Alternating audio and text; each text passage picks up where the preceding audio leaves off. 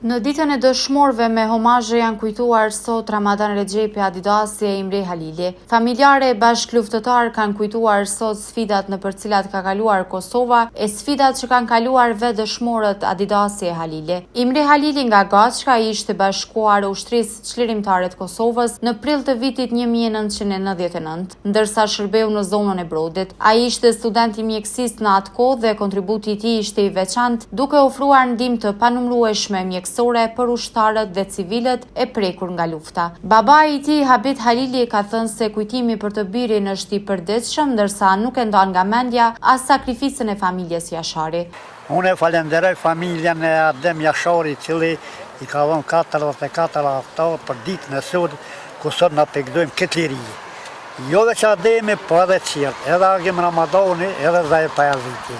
Inshallah gjithmonë Kosova shkon përpara me gjithë popullin e vetë. Si njërin prej figurave më të veçuara të UÇK-s se kanë përshkruar Ramadan Rexhepin, organizata e veteranëve të luftës. Adidasi u bashkua UÇK-s në dhjetor të vitit 1998 e shërbeu si komandant i kompanisë në brigadën 161 Ahmet Kaçiku. Realisht tashme që duke pa shkallësitë dhe aftësitë dhe përgatitjen profesionale që kishte Ramadan Rexhepi, komandant Adidasi, zona operative në Redimës vendosi që Adidasin ta rekruton në Akademinë Ushtarake Hamzi Jashari në kursin për komandant bataljoni. Dhe aty pata rastin ta njoh gjatë zhvillimit të kursit në Akademinë Ushtarake, por nikosisht gjatë kësaj periudhe ne patëm rastin të kemi dhe betejat të përbashkëta me ta, qoftë në Jezerë, qoftë në kryq të Ceralevës dhe në shumë vende.